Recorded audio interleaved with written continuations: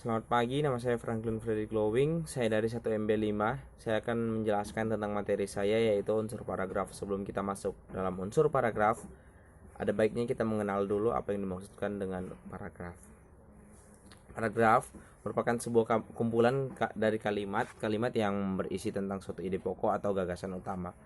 Sebuah paragraf yang baik akan memberikan bantuan kepada pembaca ataupun penulis dalam membuat artikel yang baik serta memperbaikinya tanpa adanya sebuah keteraturan dalam menyampaikan ide atau gagasan dalam paragraf.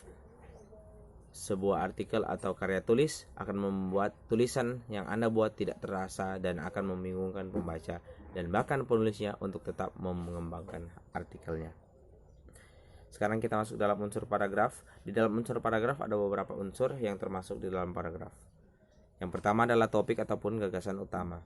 Topik atau gagasan utama yaitu unsur yang paling penting karena unsur inilah yang menjadi jiwa atau isi dari keseluruhan paragraf. Unsur-unsur ini biasanya merupakan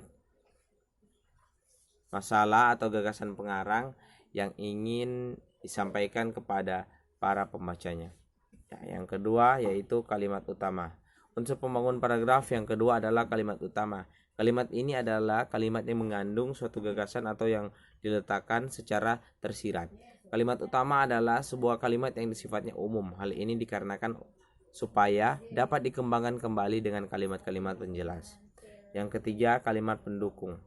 Kalimat pendukung yaitu suatu kalimat yang mengandung gagasan penjelas.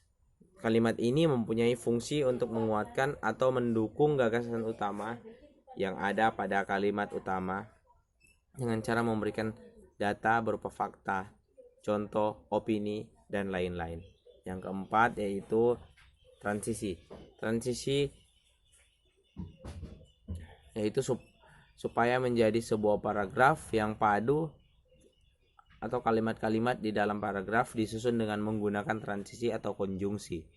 Ada dua macam konjungsi yang bisa dipakai, yakni konjungsi antar kalimat dan konjungsi intrakalimat.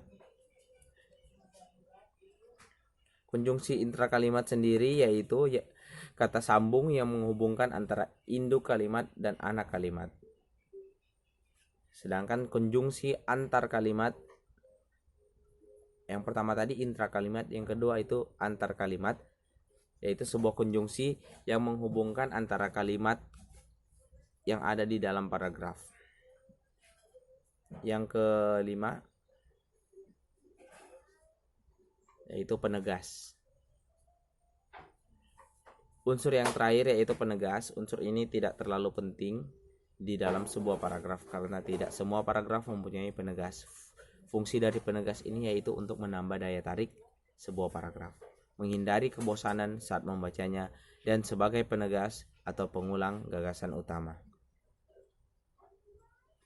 Baik, itulah presentasi saya tentang unsur paragraf.